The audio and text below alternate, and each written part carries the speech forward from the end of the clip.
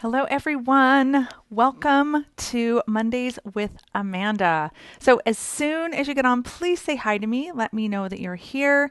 You may need to give me permission to be able to see your name. But I just wanted to welcome you guys all. We had an amazing last 2 weeks from our workshop. And so I'm back to my regular Mondays with Amanda, and I've got an amazing class today for you. And I'm excited to have so many people on here with me continuing to learn. We had a bunch of great people join the group coaching program. I'm super excited to start working with them one-on-one. And I'm grateful to be here to teach you a little bit more about communication. So here's the first thing. When you jump on, let me know if you're watching live or if you're watching a replay. Give me tons of emojis. The more that you interact in the very beginning, the more that this will actually reach out to the other people in the group. So you reacting, you saying hi helps it to reach more people that maybe didn't see the reminder today. So that's what you can do on your part. And I know that me and Jen have been pouring into you for the last 2 weeks. Some of you maybe are a little bit new. So welcome to Whole Brain Connections. I am Amanda Walker. I'm a learning and development coach and parent educator. And I started designing sensory pathways and installing them in schools, community centers, and churches. And I came to understand that there was a lot of need for parenting advice for kids who are uniquely wired, right? Kids who just don't really fit in the box. And so I knew that was an important part of my message and what I'm doing here in Whole Brain Connection. So we talk about movement, we talk about activities, we talk about parenting, we talk about relationships. So we are here to strengthen one another. Hello, everybody. So good to see you. Welcome. Hi, Amanda. Hi, Carrie and Anita and Diane. Cheryl Lynn and Arish, Cheryl and Jen and Carrie, Teresa. So good to see all of you, Monica and Diane and Jessica. So good. Thank you for all of those emojis. Just anytime that something connects with you, please say yes, amen, or give me an emoji. That's super helpful to keep me going. So today, our class is on how to communicate. So people want to listen and help. And another way to put it is a way to converse that inspires openness, understanding, connection, and a willingness to meet each other's needs. So if you were in my workshop, I talked about some of these principles in the workshop and getting curious and finding out what's really going on and asking your kids how they're feeling, what's wrong, right? So I'm going to take this a little bit deeper so you can understand, kind of break it down a little bit. This is called nonviolent communication, and some people call it peaceful communication, but it was developed by Dr. Marshall Rosenberg over 30 years ago. And is a powerful way to communicate with people, especially people that are different from you, who might have a different perspective, right? But I'm going to apply it to you with your kids, maybe with your spouse, maybe with a friend. So I want you to think of, first off, I want you to think of someone who is difficult for you to communicate with in your life. Is it a mother-in-law? Is it a sister? Is it a child? A friend? I want you to keep that person in mind today. You don't need to write it down, right? You don't need to put it in the chat box or anything, but I want you to keep that person in mind as we go through these 4 steps. And I want you to consider what might change in that relationship if you are able to apply these 4 steps of nonviolent communication. So last week, I definitely talked about this the last 2 weeks. Feelings come from a need either being met or unmet. And so I'm going to go a little bit deeper into that today. And I want my board here so I can draw a few things so I can see. Okay. So this is really exciting to share with you. Okay. So we're first going to talk about how to identify and express what's actually going on. And Marshall likes to call it what's alive in me right now. So think about that idea. What's alive in me right now? Am I happy? Am I sad? Am I content? Am I irritated? So that's how he used it in an expression. What's alive in me?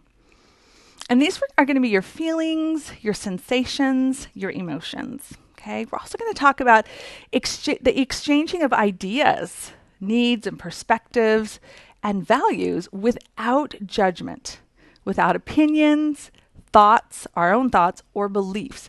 And we'll go into a little bit deeper why that really matters in communication and why that makes all the difference. And then we're also going to talk about how to find a way to meet everyone's needs so that life is more wonderful. And that's another thing that Dr. Rosenberg would always say. He goes, we want to meet each other's needs so life is more wonderful for everybody. Okay?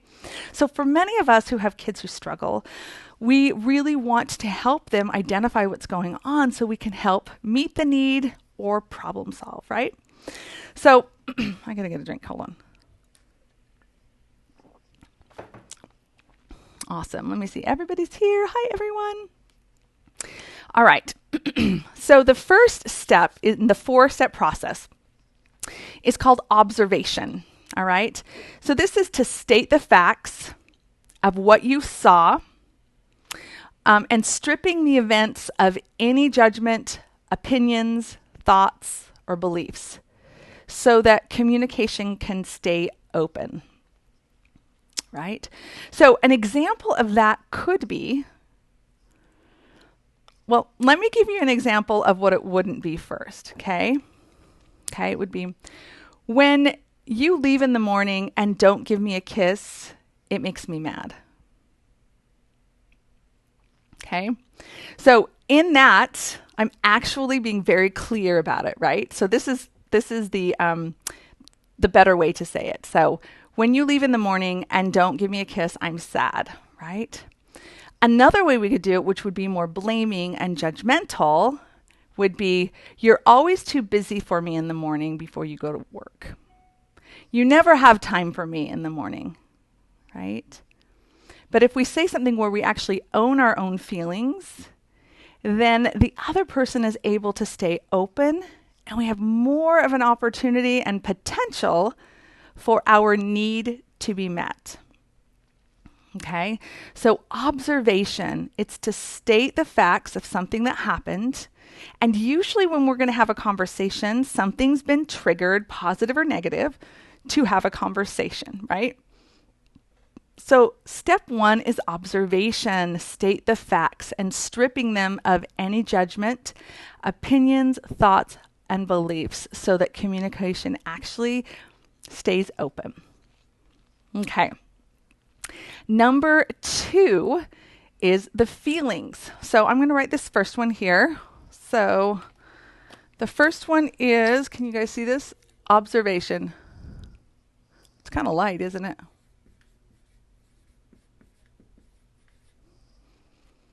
That's not dark enough for me. Okay. I'm going to say observation. Number 1.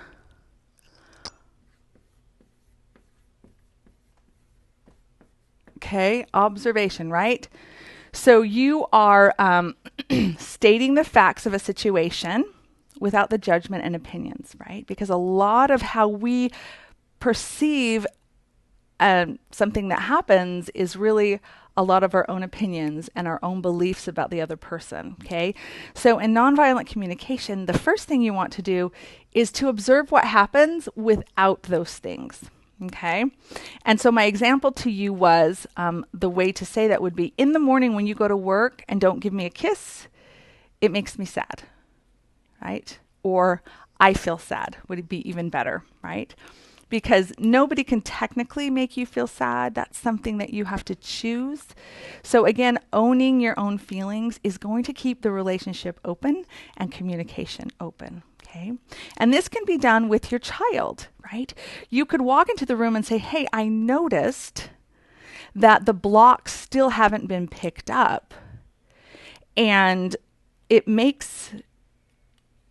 I'm sad because we can't go to the store yet, right? So instead of saying it makes me, right, because then you lose your power when you blame something else, you want to state that as a fact. So I noticed that your toys aren't picked up and we need to go to the store. So what can we do to problem solve this, right? We talked about that over in the workshop.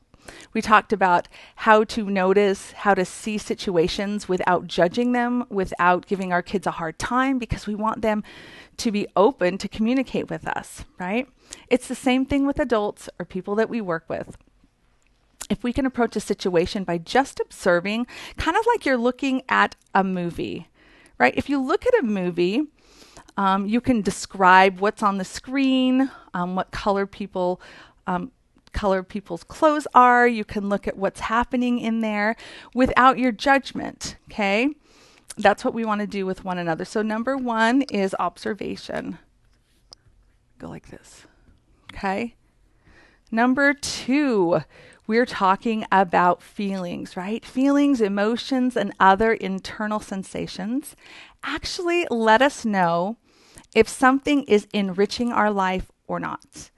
Or another way to put it, our feelings, emotions, and internal sensations let us know if a need is being met or not met.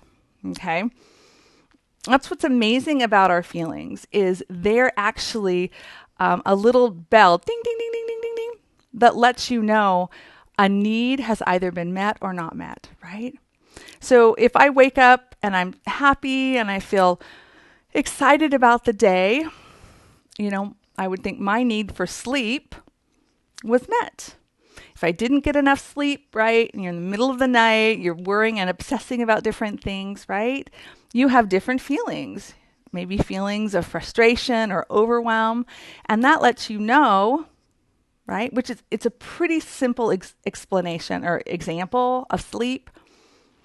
But still you can go, okay, I'm feeling really grumpy, because in the morning when you're really tired, it's easy to see the world kind of like with with clouds, overshadowing us, or we're frustrated with our kids. And if we can recognize, hey, my need for sleep wasn't met, and so I'm feeling a little grumpy, what can I do to solve that, right? Oops. Okay. So feelings are amazing.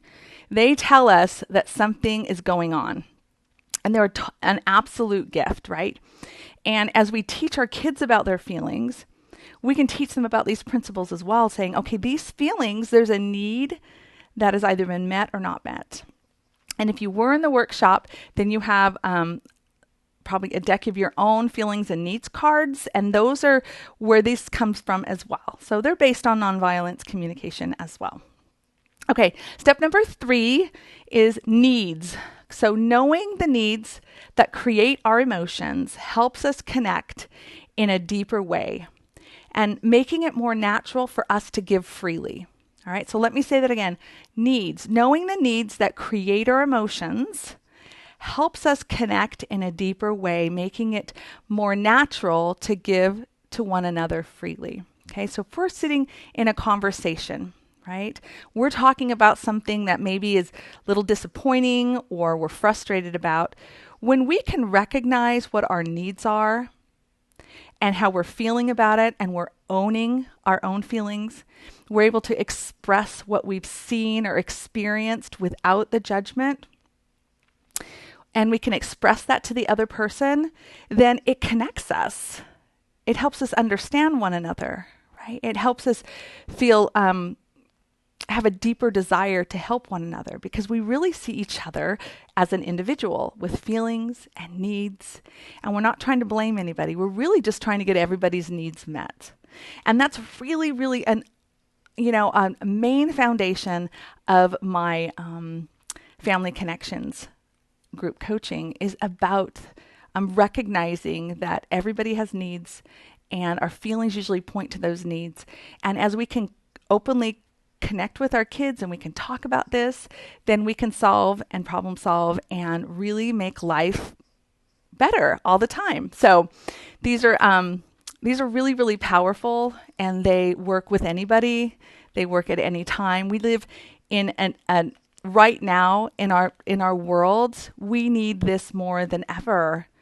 We need an ability to sit down with someone with a different point of view somebody that sees the world differently and maybe understands something that we don't understand the same way.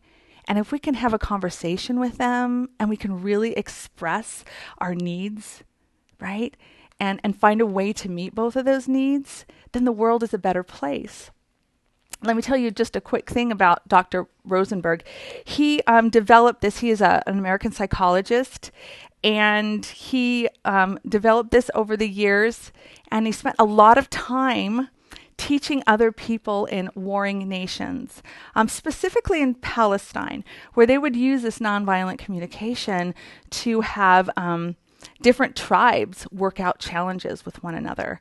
And he was extremely successful because once you see the other person as an individual with feelings and needs, then you are connected and your heart is more open and you are more willing to help meet each other's needs. And so we want to create the same thing in our own lives and in our own families so that we can meet those needs and problem solve. Okay, so we've got observation, we've got feelings.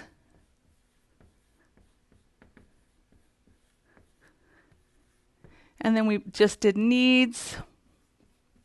Okay, and our last one is requests. Okay, now a request is asking for help in a So when you request something, you're asking for help.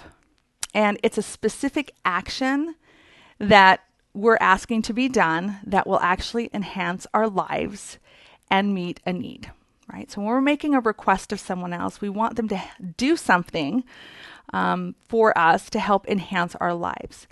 Nonviolent communication encourages us to differentiate our needs from our requests, all right? So you might say, I need more time alone, right? I need solitude. A request would be very specific, action, and clear, right? It would be, my need is I need some alone time. Would you be willing to watch the kids while I take a 30-minute nap, right? We could approach it as, these kids are driving me crazy, and I've been home all day with them, and they never listen, and you never help me when we get home, and I just need a break, right? Is the other person going to be more or less willing to help you meet your need? Well, most likely they're going to be less willing to do that. And it goes the same way with other people. If we can approach each other in our conversations, in our problem solvings, and number one, observe what's going on, what we see without the judgment and opinions. If we can identify our own needs, as well as hear the needs of the other person, right? That creates a connection. And then as we recognize what the need is that either has been met or not met, right? So we can get that even more clear on what it is that we need, right? And then we listen to what the other person needs. And lastly, this is where we would request of one another, not demand. Very big difference. And as parents, it can be easy or kind of automatic to demand or require or make, right? Make our kids do these things. There are times because of safety or timing that we might just have to say, okay, I just need you to do what I ask and just do it now, right? But if we can make the larger majority of our conversations with our kids and with the people in our lives, and we approach it more as a request because we've expressed our needs, then they are more likely to help us. And I have been doing this for years before I even knew about nonviolent communication. Like, it was just something natural that I did with my own kids.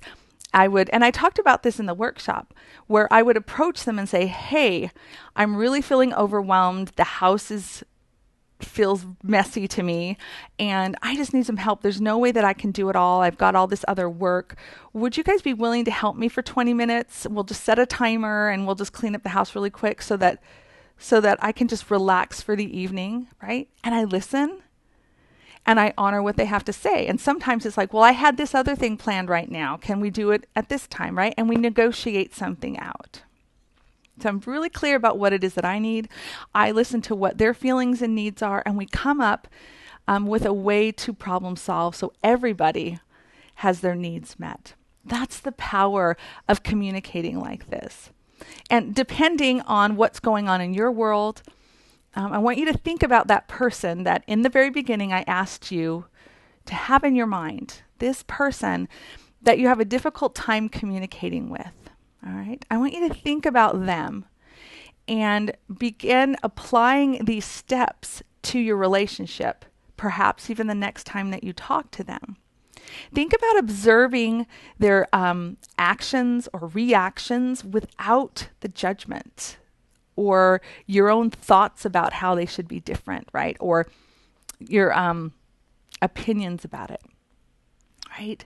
What if when you were talking to this person next time, you genuinely asked about how they're feeling in that situation, or acknowledging, I hear that you're upset that X, Y, or Z, right? Where you can acknowledge their feelings. And you can also share your own feelings that you are not blaming anyone for anything, right?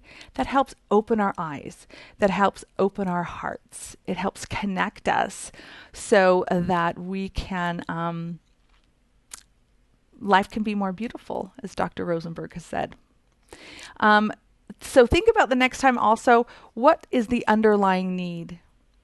Okay, and I want you to know both people don't have to know these steps, and both people do not have to be playing by the same rules. You can apply these rules to this person in your life, and they don't have to have any idea about what it is.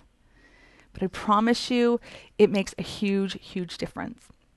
If you're asking, for clarity on what it is that they need, right? So you understand their feelings, you're getting clear on what they need, right? So that when they request something or you request something of them, you can understand what the situation calls for, right? It will be less reactionary, and just it will be easier. It's not necessarily simple, but it will create a relationship that endures, that's meaningful, and that really you can overcome any challenge or any problem when you apply these steps. So I'm excited for you guys to start using these a little bit more. We practiced during the workshop. This is really breaking it down where these principles came from and how you're able to really strengthen communication, right? So people want to listen and people want to help. And so that you can better understand the people in your life so that it's easier to help meet their needs because you understand what's going on with them. So I want to share just a quick little story about myself. And when I first learned about this, I remember wanting to apply it with somebody in my own life. And that was my father. And I think I've told you guys before that my father is on the spectrum. And my parents had 9 kids, so there was a lot of kids and there was a lot of chaos. And my dad being on the spectrum, now I understand, socially engaging was very challenging for him. Communicating, listening to other people was really hard. But I wanted something to change in my life. I really wanted to see my dad differently because it was actually quite burdensome, right? Like I'm in my 40s and I feel like I'm still 7, right? So I'm ready to move out of that place. I'm ready to see my dad differently. And so I remember one day he called me, or he texted me, and he was telling me a bunch of stuff. And I remember sitting there kind of listening on the inside for what I should say, because he tends to have kind of just it's called monotopic. He kind of has one monotopic he talks about all the time. And I bless him for that because that monotopic is about him fulfilling his mission on the earth, that he was born on the earth to do something specific. And that burns in my heart. And that's something that I desire to teach other people. So I'm so grateful for my dad's monotopic because now I have individual mission and I'm out wanting to make the world a better place. And so I love that. But there was a lot of challenge in our relationship. And I remember he told me all of this stuff and I sat with it, and all of a sudden I could see my dad as like a young boy. I didn't see him as my dad anymore. I saw him as a young boy asking for what he needed. And I was so floored because my eyes saw him differently. And all I said to him in his text was, "Dad, I hear you." And after that came this flood of deeper understanding about how he's feeling and his what's going on in life and what's important to him. It was like, because I was willing to accept what he was offering and I heard him without any judgments, without trying to explain my side of the story yet, I just said, "I hear you." And he said, "Thank you so much for hearing me." Like something shifted and I recognized that my dad had needs. And once I recognized what those were, it changed our relationship. In fact, I did a speech on it. And I remember at the end of this speech, I was talking about how this process, this 4-step process of nonviolent communication, can bring nations together, can bring societies together. And we need this more than ever right now. We need to be able to observe what's going on, recognize everyone's feelings, because those feelings always point to a need. And when we can recognize what our needs are, then we can work on asking for what we need, right? Requesting specific actions that we can have other people help us meet, or they can help us figure out how to meet that need.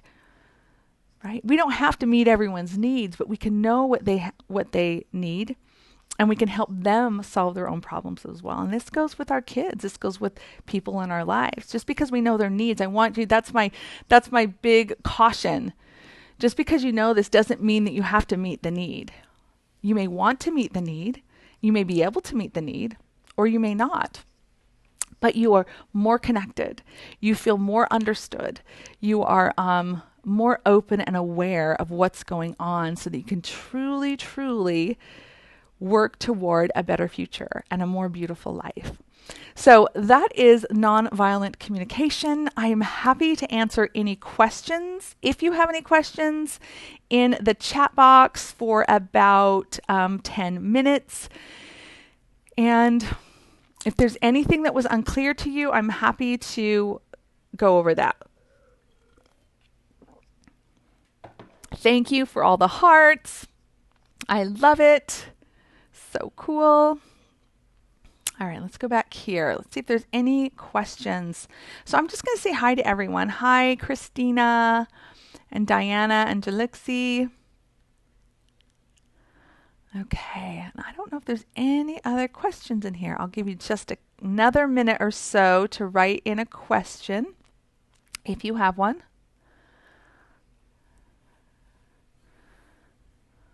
Okay.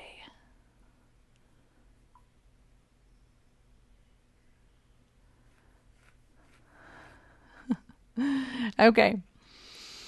All right. Well, I don't see any questions for me. Hi, Lisa. Nice to see you too. So I'm going to end with that. So this was Monday with Amanda's Nonviolent Communication, the 4 steps to making life more beautiful, to creating relationships where people want to listen and help. Who doesn't want a little bit more of that? I'm excited to have a little bit more to teach you. Make sure that you if you have any questions, just let me know. And you guys have, I think I have a question now. What do you do when the person may not know their needs? Well, you can help them kind of explore what those needs might be. So Christina, we talked about those feelings and needs cards. There's also, what's called the universal needs, and these are the needs that are shared by all human beings. And you can find a list of that online very easily. And you might introduce a few things to your child or the person in your life to help them maybe identify those needs.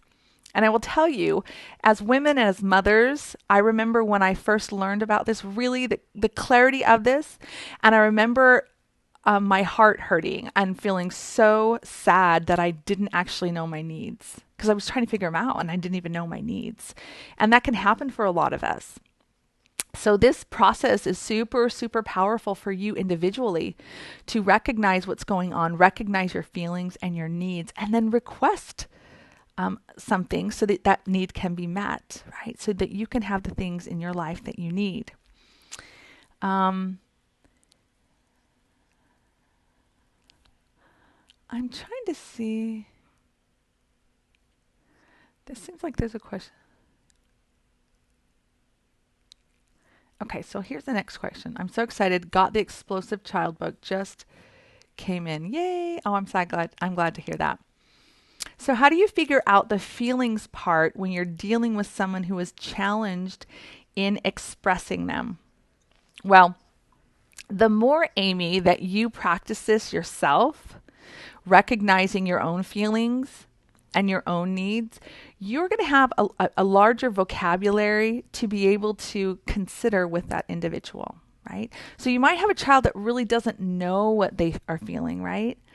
And a good way for you, if your child doesn't kind of really doesn't have a lot of emotions under his belt or really the words for that, they have wonderful posters to talk about those different feelings so that they at least have the vocabulary of feelings.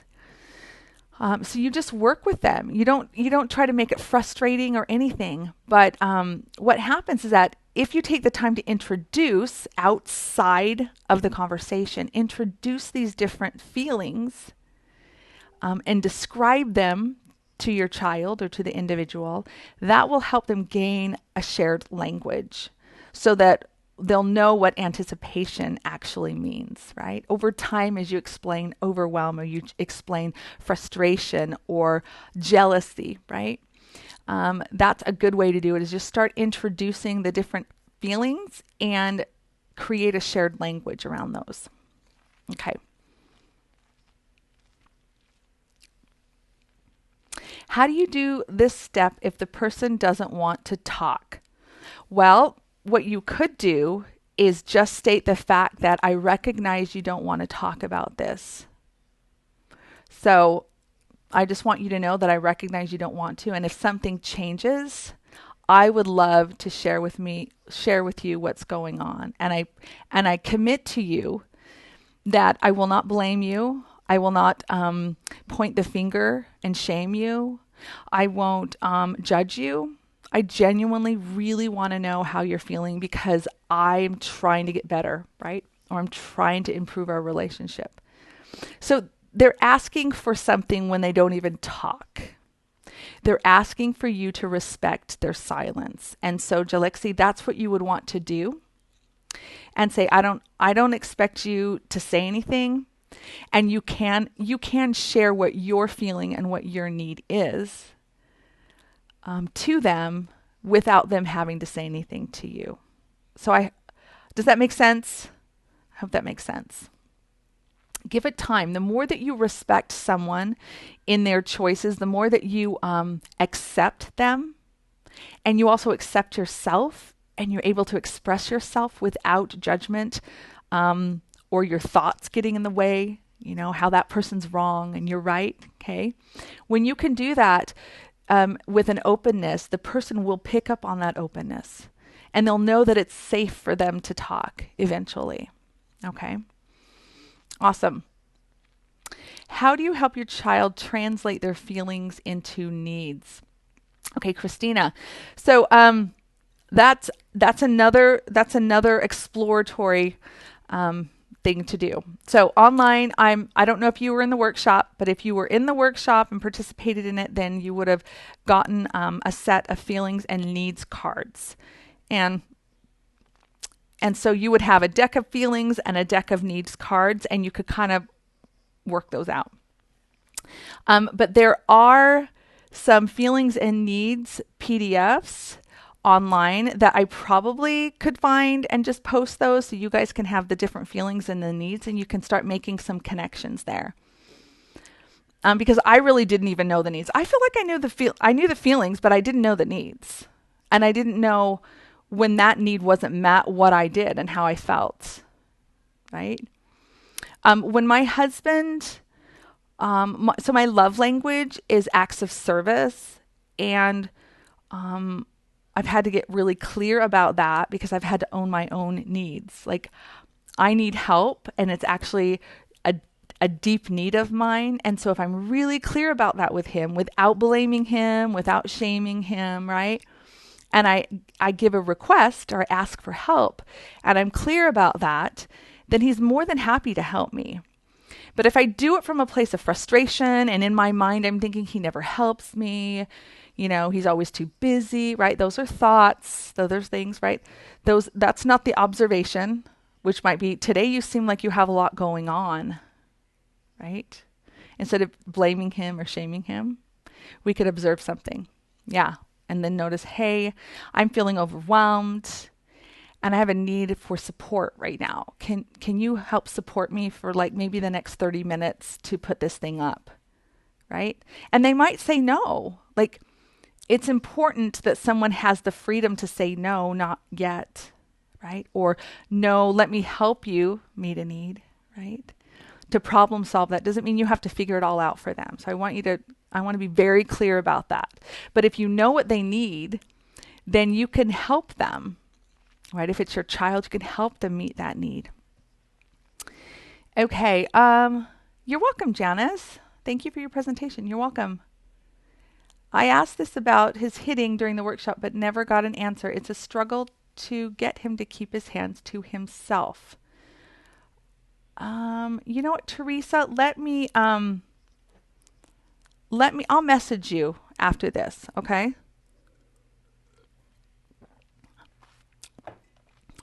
I will. I'll message you and I'll talk to you about that, okay?